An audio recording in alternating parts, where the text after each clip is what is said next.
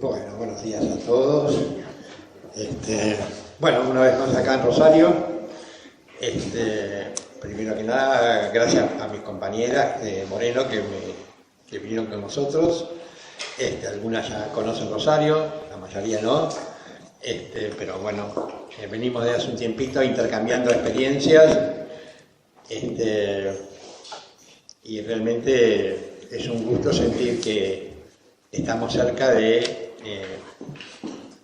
algunos compañeros que intentan pensar constantemente lo que estamos haciendo y cómo se podría hacer mejor, y no como una cuestión personal, singular, o como una cuestión de supervisión, como una cuestión técnica, sino también como una cuestión de diálogo, de intercambio entre todos nosotros.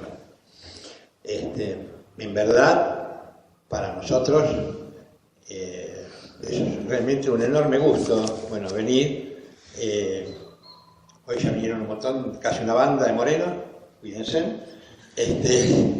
Y porque, aunque parezca mentira, Moreno es mucho más del interior que Rosario, para decirlo en porteño, ¿no?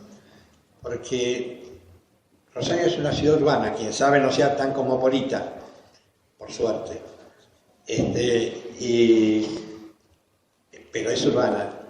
Moreno tiene mucha gente, no se sabe bien si es urbana, le llamamos suburbana, le llamamos segundo cordón, en realidad es el tercer cordón, pero es una ciudad, y es una exageración llamarla ciudad, de unos 500.000 habitantes, un poco más, pero con el 90% de las calles tierra. En algunos lugares no tiene tramado urbano, donde vive gente, y que tiene la característica muy particular de que en los últimos 25 años creció al doble. Es decir, que éramos más o menos 250.000 habitantes y hoy hay más de 500.000. Es decir, tiene un crecimiento muy inusitado. Y por supuesto, hay un término que es muy propio de todos nosotros: la escasez. La escasez en todo.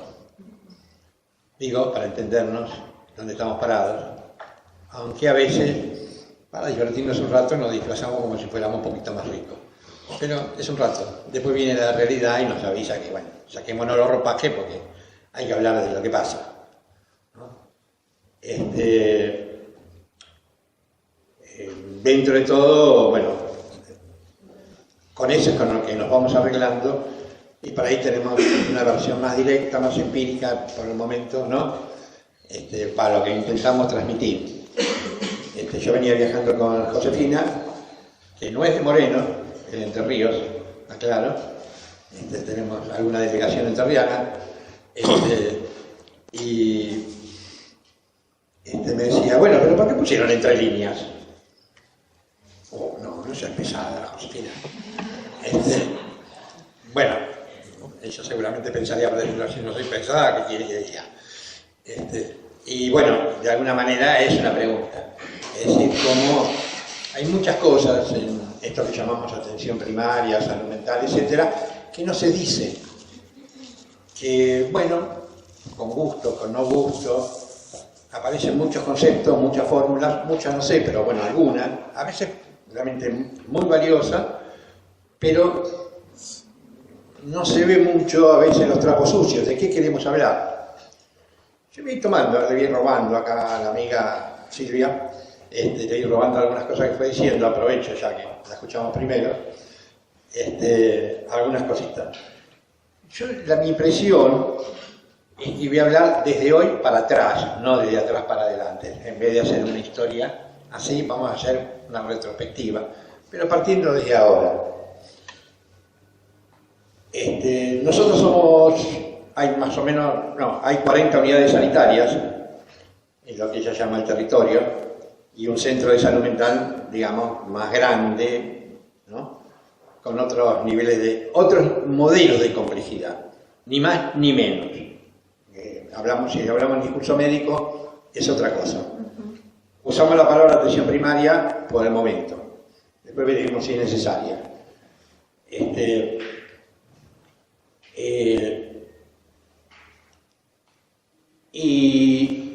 Realmente, bueno, en todas las unidades sanitarias, con excepción de algunas que, bueno, por circunstancias de que hay muchas chicas jóvenes que están embarazadas y no vienen, o por otras cosas que ocurren, pero en general hay psicólogos en todas las unidades sanitarias, incluso en muchas unidades sanitarias hay 2 psicólogos.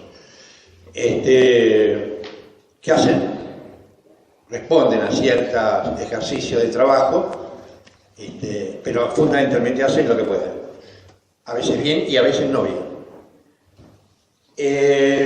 Conseguir que hubiera muchos compañeros que trabajan hoy por hoy, por supuesto, no hay solamente psicólogos en el área de salud mental, hay también trabajadores de arte, hay trabajadores,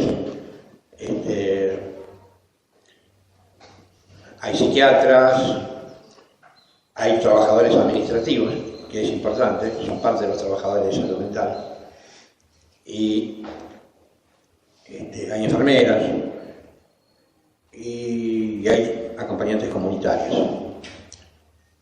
Y más o menos en total podemos redondear alrededor de 120, 125 compañeros. Es un número, con todas las complicaciones que esto trae.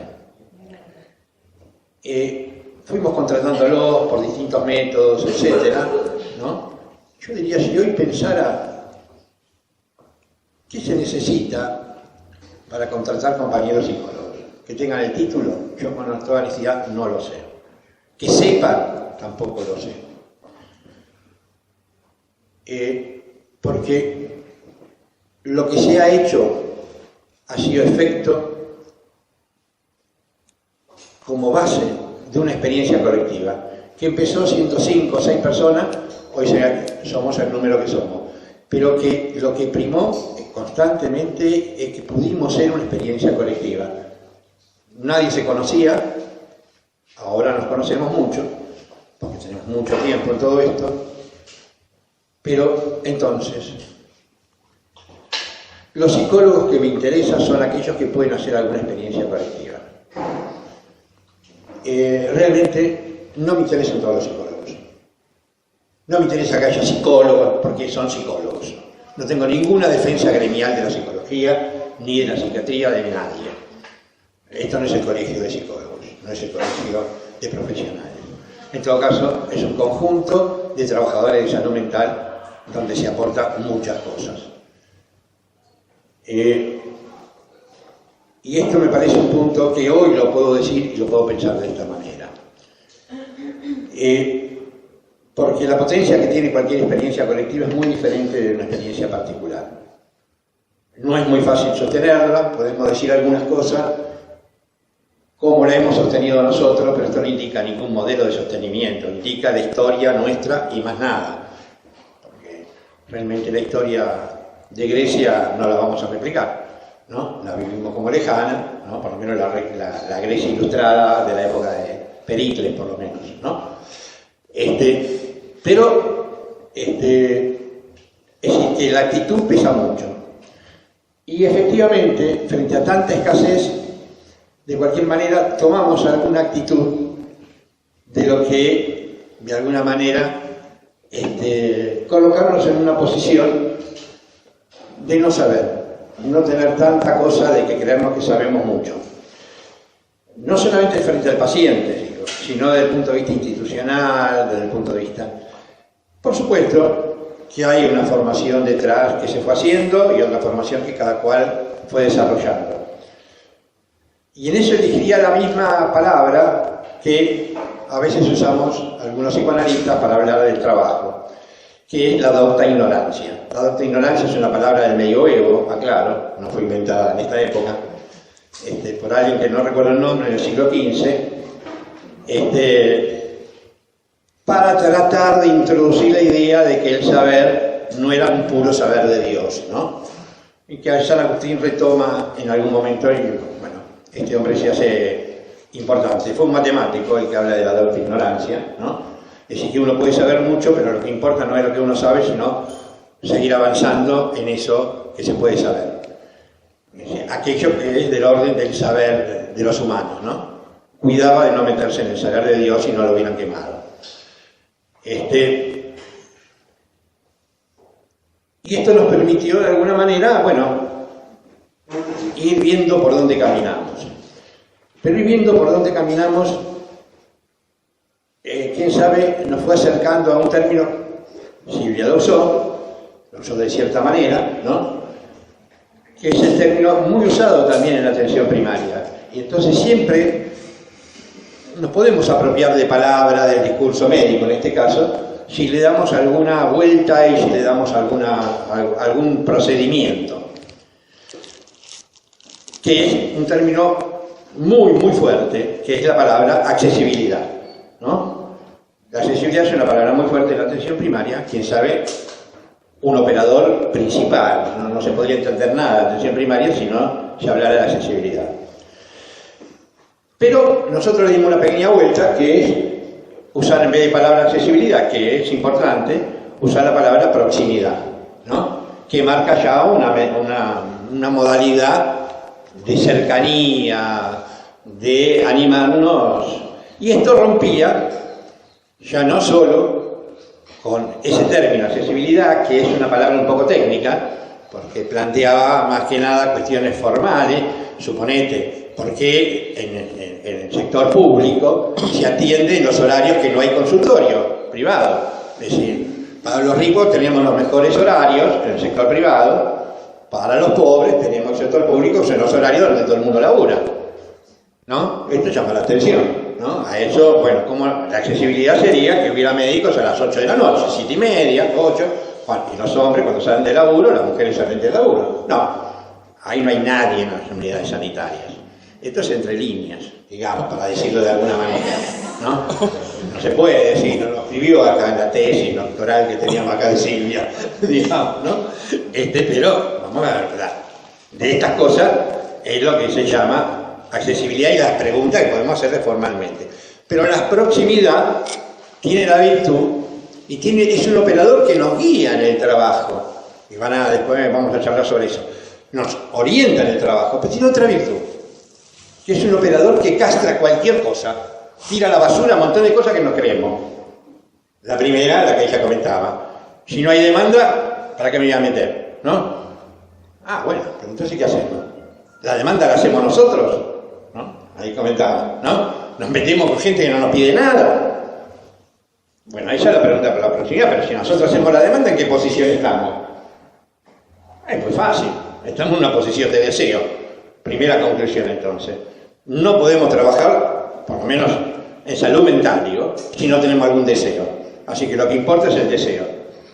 Digo, esto me parece que son detalles, ¿no?, que hacen a la cuestión.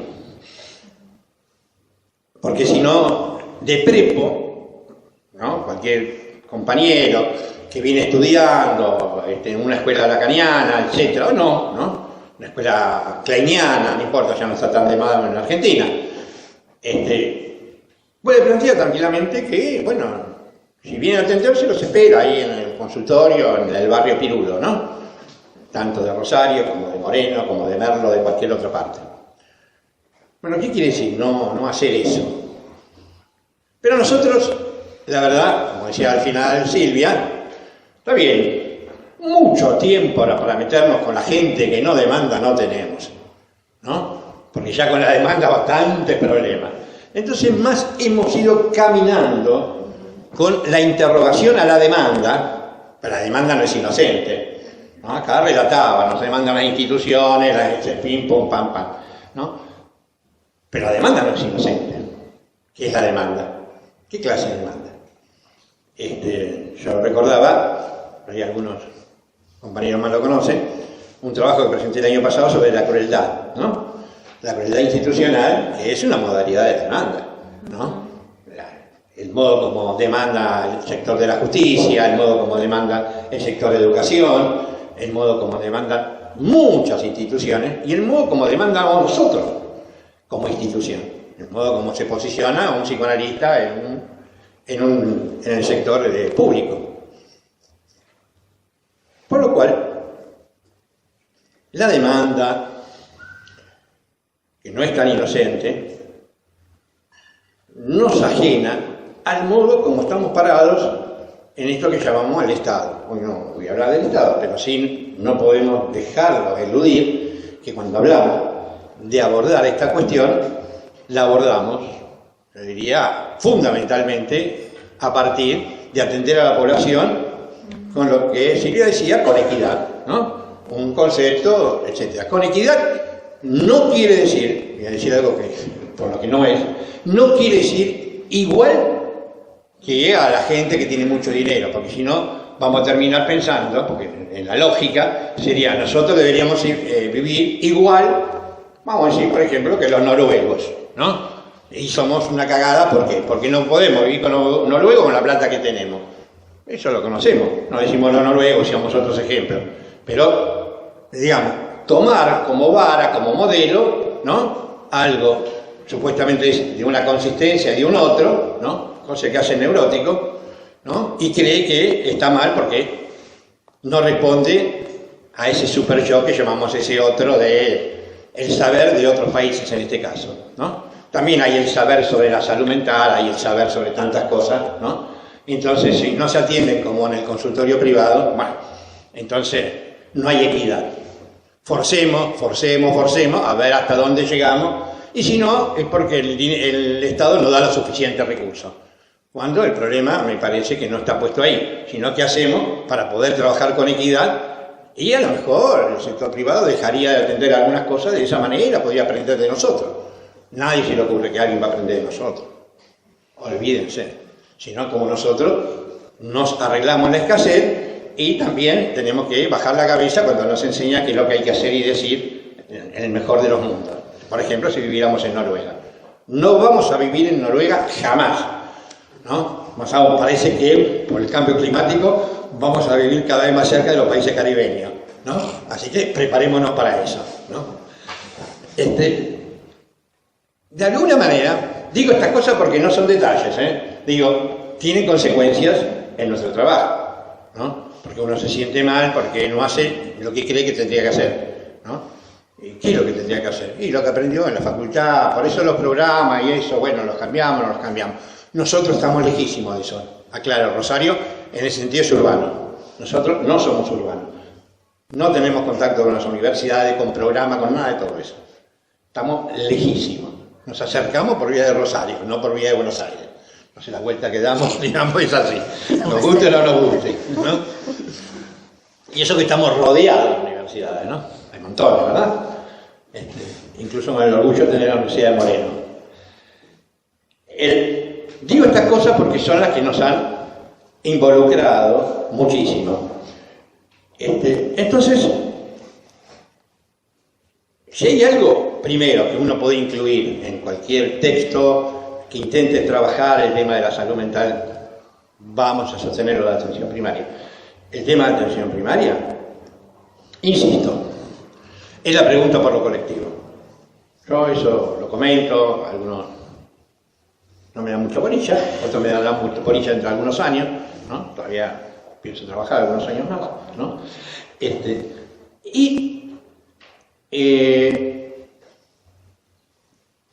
Josefina, paramos la música y empezamos a hablar, ¿no?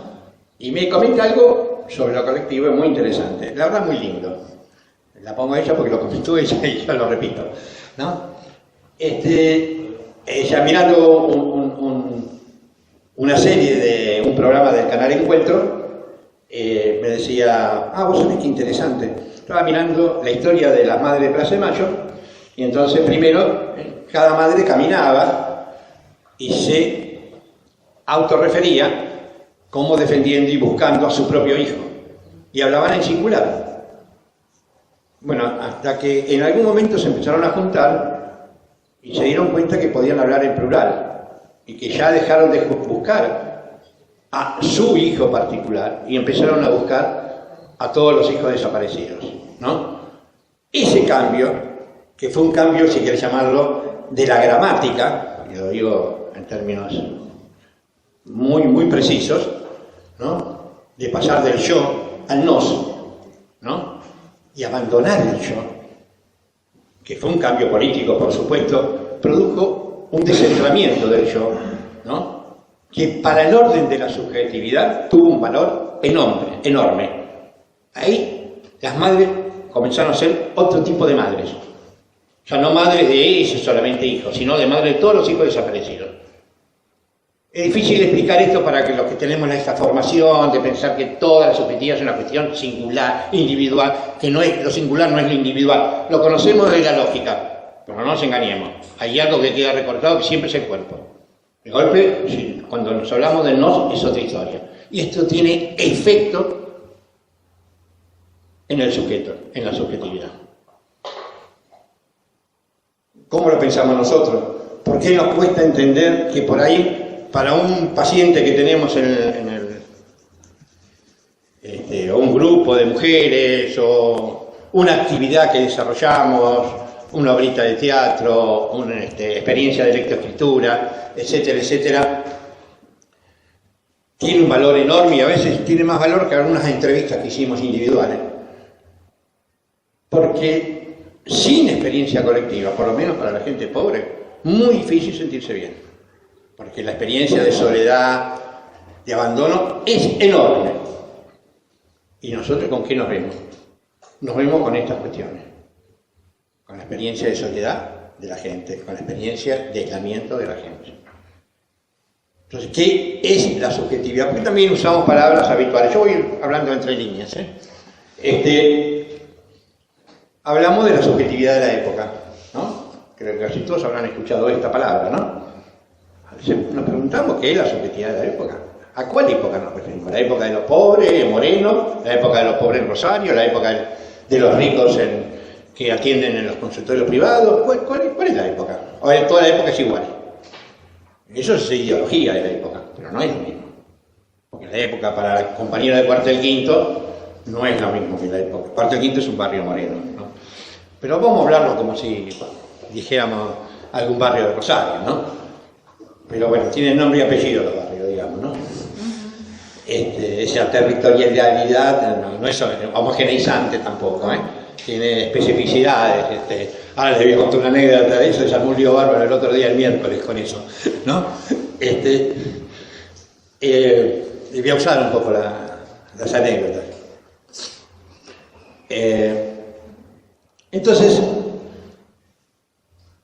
decía que hablar de lo colectivo tiene un enorme, nos permite pensar muchas que otras cosas, metodológicamente,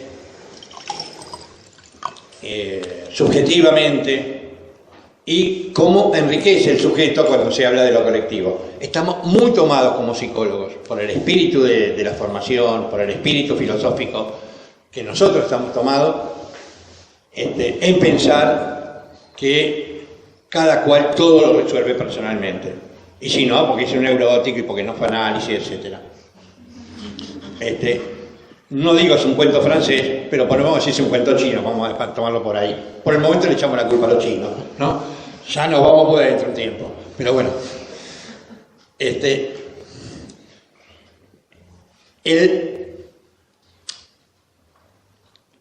yo decía, vamos a dar alguna vuelta a la cuestión de problematizar a la demanda. Nosotros tenemos demanda que jode, ¿no? Por todos lados. Esto de que no hay demanda por todos lados, puteada por todos lados. Bueno, entonces, ¿qué hacemos con la demanda? En alguna sala no hay turno. En el centro de... ¿Por qué? Llega un punto, no hay turno. Si estamos atrapados, que no hay turno. En nuestro centro, vamos a hacer una cosa un poco cínica, de alta complejidad, que están los psiquiatras, los medicamentos, ¿no? El centro de día, ¿no? Las autoridades. De esto tenemos montones de problemas. Desde que la paciente que perdió los medicamentos, ¿no? Hasta la paciente que no tiene, se tomó todos los medicamentos y necesita más medicamentos. Entonces, como si se toma todos los medicamentos y no cumple con la normativa del médico, ¿qué hacemos? ¿Le damos los medicamentos? ¿Quién lo atiende? Porque no es paciente más que de un psiquiatra que va a venir dentro de un mes. Y bueno, se convierte en paciente del administrativo. pero el administrativo no lo atiende como paciente, lo atiende como corresponde con un administrativo. Esto ocurre todos los días, digamos, en una proporción importante. Bastante paralizados estábamos. El paciente que pasaba por ahí y quiere un turno en psiquiatría, en psicología, bueno, el paciente que viene angustiado, bueno. Y estas cosas ocurren todo el tiempo. Estaba un poco atrapado, un atolladero, bueno. Entonces, la última gran invento, no es un gran invento, claro, por supuesto, lo difícil es soportarlo, trabajarlo, es que entre algunos compañeros decidimos construir algo que se llama referentes diarios. ¿Qué son referentes diarios? Un compañero, un psicólogo, en general con un espíritu y una actitud muy abierta, y que no responden a ninguna demanda o demandas que no se entiende de qué va a hablar y qué va a pasar. Vamos a ser honestos, nunca se entiende de qué va a hablar y qué va a pasar con ningún paciente, pero eso es otro tema. Por lo menos tiene el encuadre que tenía un horario hasta el día y llegó, ¿no? Atiende todo lo que venga, desde el señor o la señora que perdió el medicamento hasta alguien que pidió un turno y que no le vamos a poder dar turno, pero lo escuchamos, ¿no? Acá tengo algunos compañeros que cumplen esa función, ¿no? Que es muy trabajosa. Entonces, ¿qué es esto de tener referentes diarios? Sostener algo de la proximidad con la gente, que nadie se vaya porque burocráticamente no teníamos ninguna respuesta para él. Acá hago un comentario, y lo digo con mucha fuerza. Usé la palabra burocráticamente. No es una tontería trabajar en atención primaria y no pensar el tema de la burocracia. Nosotros somos grandes burócratas y no lo pensamos todo el tiempo. Y en eso sí rescato una frase, un librito por el tamaño, porque me parece bien valioso, de Eric Laurent, que se llamó Psicoanálisis y Salud Mental, que él, yo diría que no sabía si el punto explosivo que tenía esa frase, que decía no ser funcionario del dispositivo. Yo no sé si él mismo pensó todo lo que acarreaba esa frase, no ser funcionario del dispositivo. Es una frase política, en absoluto se derivaba de nada del psicoanálisis, pese a que Eric Laurent no es un psicoanalista muy importante, por lo menos en Francia, y sobre chicos y sobre ciertos temas, tiene un valor enorme su enseñanza. Pero dijo esto porque exige constantemente una interrogación acerca ¿qué es el dispositivo? ¿Qué quiere decir tener un dispositivo? Nosotros tenemos montones de dispositivos. Por ahí Silvia decía, bueno, perdón que utilizo como pivote ahora esto, ¿no? Silvia decía, bueno, ¿qué hacemos con estos dispositivos? Lo que estoy contando de referentes diarios es un dispositivo. Por ahí algún compañero lo cuenta más específicamente. Pero es sostener la idea de proximidad. Es decir, que nadie que viene a protestar se convierta en quincha pelota, esta ya la quinta vez que viene. Y sí, es la manera de ser paciente de esta persona. Viene a pedir, ¿no lo venderá? Bueno, vaya a tal lado, le hago una denuncia. Pero estas cosas las tenemos. Yo aclaro, solamente en psiquiatría, nosotros tenemos 2.000 pacientes. En 2.000 pacientes pasa de todo, ¿no? Y la medicación se entrega gratis, en eso trabajamos con equidad, ¿no? Es decir, tratamos de ser equitativos. Pero, obviamente, después está que ese aparato burocrático funciona para ciertas cosas, para otras no funciona, ¿no? Porque perdió el turno, porque ese día estuvo enferma y entonces dentro de 3 meses se le va a dar. Esos 6 meses quedó colgado. ¿Qué hacemos en esos 6 meses? Son números muy grandes todos, aclaro, ¿no? Cuando yo digo escasez es porque son números muy grandes. Nunca vamos a terminar de cubrir, pero resolvimos el problema de la proximidad.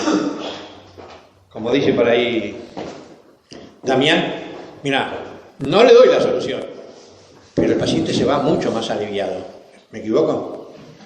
Y esto ya es un indicador de que la persona sintió que había algo del orden de la proximidad.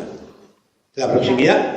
Dale. Ayer, Fuerte. atendiendo una situación muy complicada. Ella es la referente diaria de los jueves, claro. Encima, Roberto nos esclareció a todos, puso con nombres así enormes. Sí, sí. Para que no vayan al sector administrativo. ¿Quién es el referente de ese día? Y pregunte por esa persona. Sí. No hay manera de escaparse de Roberto.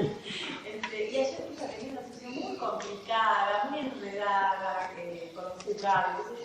Bueno, empecé a atender esta situación. Cuando la persona se va, quiso decir cuánta amabilidad, le salió cuánta amabilidad.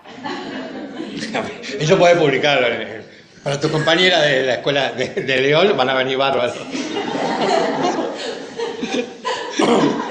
No, eso sí te va a hacer más famoso, pero amabilidad ya es un término interesante.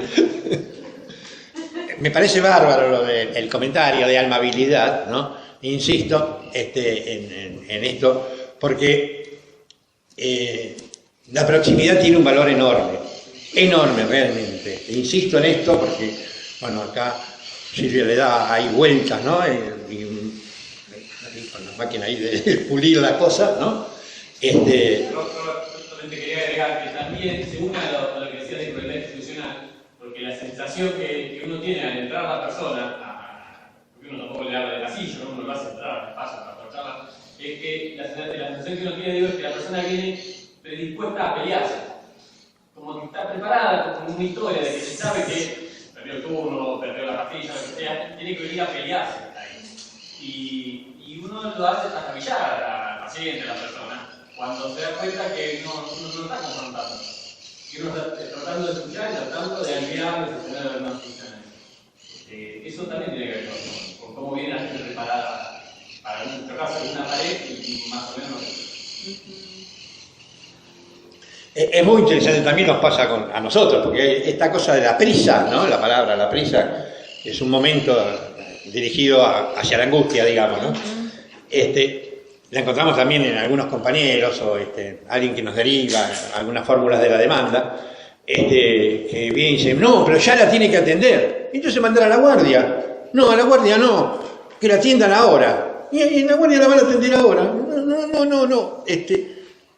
No sabe bien lo que quiere pedirle para el paciente. Digo, colegas, y esto nos ocurre mucho, porque si es realmente una emergencia, existe la guardia de salud mental, que es otro capítulo nuestro, ¿no?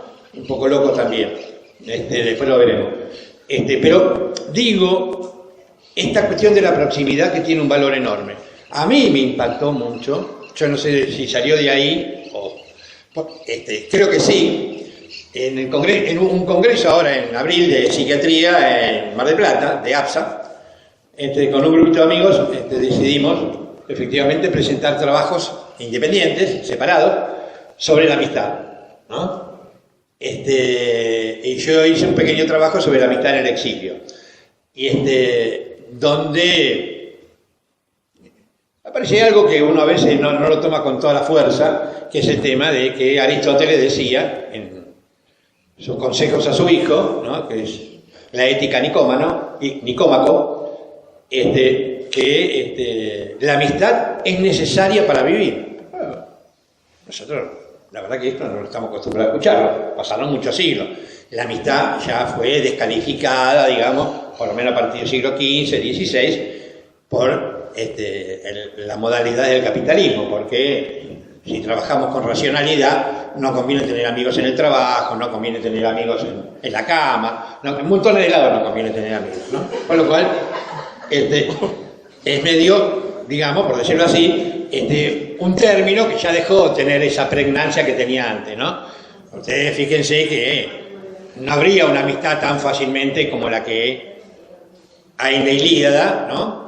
Cuando finalmente en la guerra troyana pasa esta relación de amistad con la cual el héroe se juega la vida. Pero, sin embargo, bueno, yo ahí escribí que, sin embargo, existen bolsones de amistad. Yo lo puse, hasta robando la palabra bolsones de Ochoa, ¿no? Porque él sí toma. Él la toma, sí, eso lo decía. Desde la amistad. Desde la amistad. Bueno, eso yo no lo había leído, está claro, Sí. Eso le Sí, comentaba a es- ella, yo. es lo mismo. Y realmente, en la amistad hay una cuestión que es la proximidad, ¿no? Que pesa tanto en momentos muy particulares para hoy por hoy para nosotros, que son momentos de más dolor, de más aislamiento, ¿no? Pero que esto está teorizado un poquito en alguna cuestión de Lacan, ¿no? Sobre el tema de la sombra, ¿no? Que bueno, es un poco... Hay algo en lo que ustedes están diciendo que a mí me parece que es fundamental, digamos, en relación a la proximidad, bueno, la vuelta por la amistad. No sé si es estrictamente en relación a la amistad, pero me parece que para poder sostener algo de esa proximidad en relación a la población y a las demandas de la población, alguna proximidad se tiene que producir en otro lugar.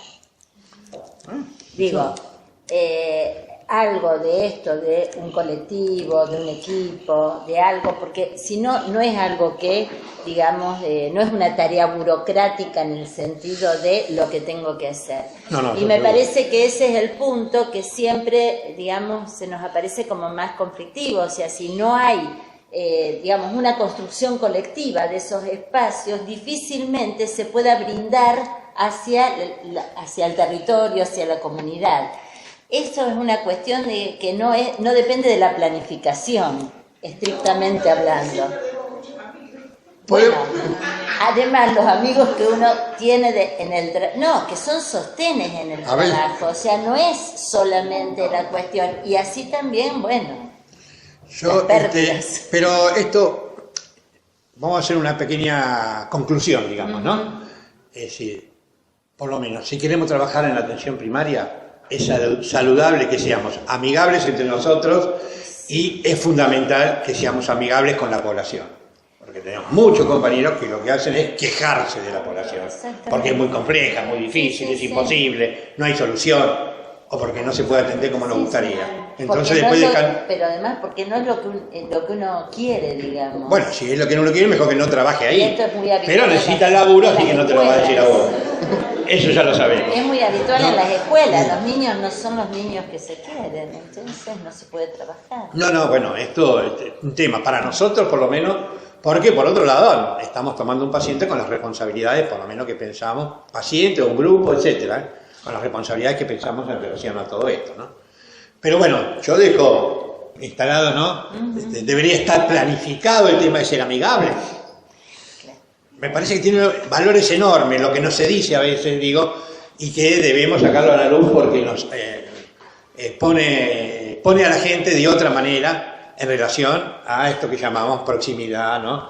Y accesibilidad, ¿no? Porque si no tenemos posición subjetiva nosotros, es muy difícil que accedamos, aunque tengamos todas las condiciones de accesibilidad formales, digo. Pues estamos hablando de otra cosa, ¿no? Yo lo convertí en proximidad, que es lo que más o menos usamos nosotros, ¿no? Pero que me parece interesante plantear. ¿Quién sabe? Aparte de esta cosa que llamamos, ¿quién sabe lo único que hemos hecho nosotros? Que es muy difícil porque también estamos cruzados, por lo menos en mi caso es muy obvio, por la estructura burocrática, porque bueno, finalmente tenemos que hacer hay un sistema de sanciones, un sistema de exigencias, etcétera, etcétera. Me parece que ¿cómo se combina esta cuestión de sostener una red? ¿No? Porque lo que sostenemos es una red finalmente, a través de dos dispositivos, porque finalmente son dos dispositivos. Uno es la capacitación, que tratamos que sea lo más democrática posible, porque consultamos año a año para ver qué clase de capacitación hacemos, y otra es la supervisión. Con la supervisión fuimos como moviéndonos. Primero buscamos los mejores supervisores del mundo, después buscamos los supervisores que quisieran venir, después buscamos los supervisores que más o menos sean amigables con nosotros, ¿no? Digamos, ¿no? Le hemos dado muchas vueltas al tema.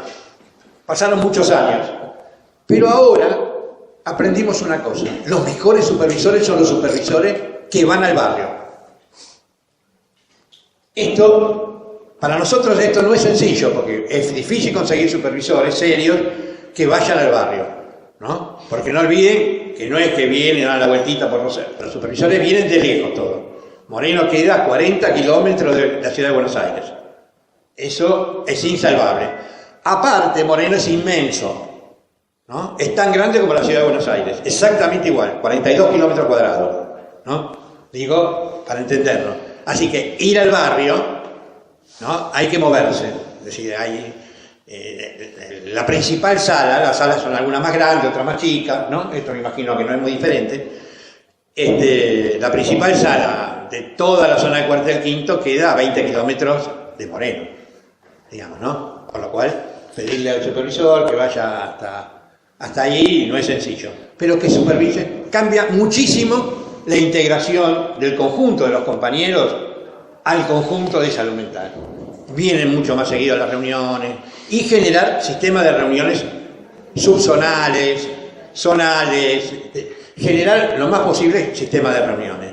Yo creo que a medida que hemos ido integrando esto, justamente cuando decía lo del homogéneo, es porque traté, yo en este caso en la reunión de coordinadores zonales, ¿no? Hay un sistema de coordinadores zonales, traté de juntar dos zonas, en este caso era Moreno Norte con Álvarez.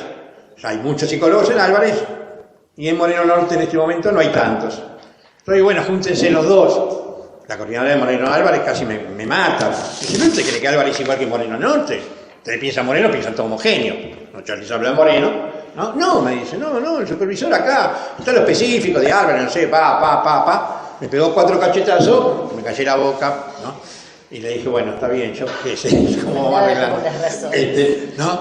Pero digo, también hay mucho pesa, si queremos mantener el sistema de salud mental, pesa mucho la palabra de los colegas que trabajan en la subzona, ¿no? En las unidades sanitarias, cómo tenemos una fuente de transmisión lo más cercana posible. No es sencillo todo esto, pero sin esto es imposible sostener una red, por lo menos a lo largo de los años. Nosotros tenemos mucho tiempo, con fracasos y algunos aciertos. Los aciertos nos potencian mucho, reconozco, ¿no? Esto de los acompañantes, de los referentes diarios, se llama así, ¿no? Pero la idea de no dejar colgada a la gente es muy fuerte. Cuando yo en otro trabajo hablaba en justicia es muy común que la demanda venga de manera muy superyoica, ¿no? Si el muchacho del Patronato de Liberados no viene, bueno, va a tener que retornar a la cárcel, porque ese es un sistema que tiene el Patronato de Liberados, ¿no? Bueno, ¿cómo inventamos dispositivos para que el muchacho que no le interesa atenderse, pero que firmó que se iba a atender para poder salir, ¿no? ¿Cómo logramos, que sin hacer ninguna transgresión, inventarle algún dispositivo que esté a medida del paciente? Entonces resulta que el dispositivo, podemos llamarlo así, es a medida de la condición social de cada paciente. Bueno, es casi como ponerse un traje a medida, ¿no? Y ahí se define la oportunidad de la transferencia, porque finalmente lo que se constituye es una cierta oportunidad de que alguna transferencia se produzca, ¿no? Y por otro lado sostengamos algo de eso que fue otro deseo, que era el deseo de estar en libertad, porque lo que estaba era el deseo de estar en libertad. ¿Cómo eso se puede rearticular de otra manera y apuntalarle ese deseo? Porque lo que priva siempre es el deseo de estar en libertad, no el deseo de atenderse, aclarémoslo. Pero de cualquier manera, articulado a otra cosa, eso es un trabajo de un área que nosotros llamamos área judicial, ¿no? Para tratar de contener todas estas situaciones. Pero esto es propio de la oportunidad. ¿Cómo se hace la invención? La invención se hace si la gente tiene un poquito de libertad, ¿no? Si no, es muy difícil. Y no porque no haya algún sistema de normatización que exija ciertas cosas. No muchas, pocas. Pero en el caso, creo que yo lo he comentado, después podemos volver a hablar, que es el que más mantenemos, que son los espacios de consultoría, que eso es la crueldad institucional en el área de educación, ¿no? ¿Cómo tratamos de enfrentar la demanda de educación? Pensemos siempre en números absurdos, ¿no? Si nosotros tenemos, no me acuerdo cuánto dijiste, que el sector público tiene la responsabilidad de atender. Nosotros atendemos más o menos el 80-85% de la población. porque no está en condiciones más que de atenderse en el sector público. En el área pública de educación hay aproximadamente 120, 130.000 chicos. De esos 130.000 no tengo que decirles la cantidad de chicos que aparecen como demanda. Bueno, sí, generamos un espacio que regularizó esa demanda y aparte evitamos todo lo que se llama psicopatologización de los chicos. Obviamente, sostener esos espacios es un trabajo enorme. Así que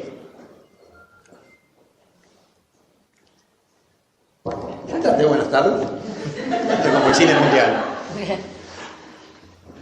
Había un cine hace muchos años que no existe más, un cine común y silvestre en el centro de Buenos Aires que se llama, que decía un cartelito: el espectáculo empieza cuando usted llega.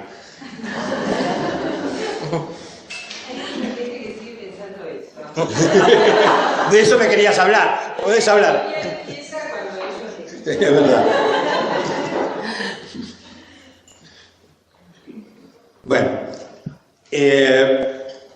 por ahí hay, digamos, para nosotros priorizamos mucho el valor que tiene la oportunidad de tener alguna proximidad.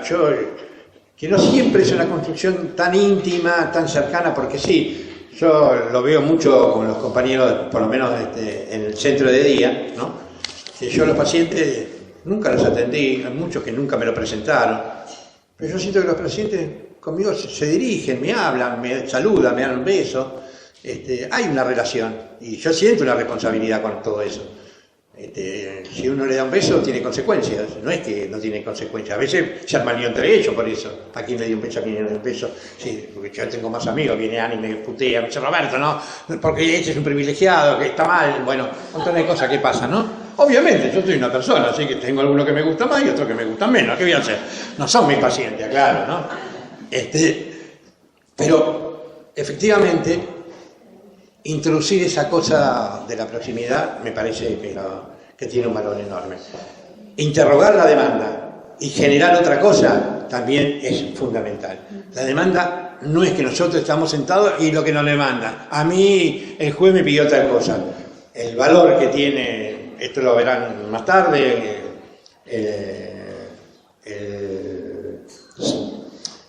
el dispositivo de violencia de lucha contra la violencia a las mujeres, ¿no? En términos de hogares, en términos de cómo construir dispositivos.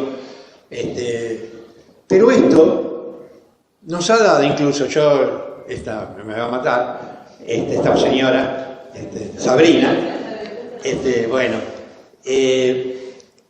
que es la jefa del programa, no, porque en el área de violencia de género tenemos un problema gravísimo, que es muy, muy complicado todo el vericueto burocrático que existe, que es la denuncia a la policía, que es la fiscalía, que pasó al juez, que fue a atenderse. Cuando se quería dar cuenta, la mujer dijo: prefiere que me siga pegando, ¿no?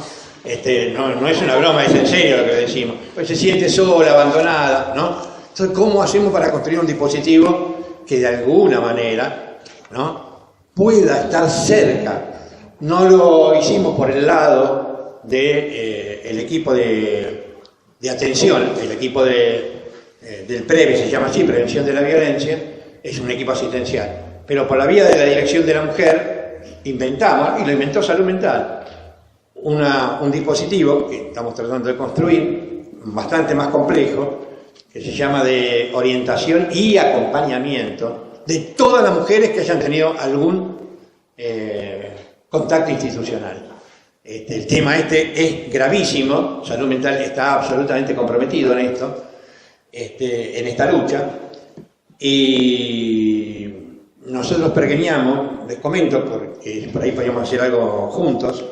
Nosotros armamos rápidamente, a mí me tocó hablar hace poquito y entonces empecé a buscar un poco más de información, no de la gente que se está atendiendo, sino de todas las mujeres que se atienden en salud mental, en las unidades sanitarias, y más o menos yo creo que estaremos atendiendo a 2.000 mujeres en todo el sector, y Y de esas, por lo menos 1000 hoy están padeciendo situaciones de violencia familiar grave y la padecieron antes. De esas 1000, yo tengo la hipótesis, no son las que denuncian. Las que denuncian, aparte, las que el Previ tomó, son otras mujeres. Eso está por fuera de lo que decimos.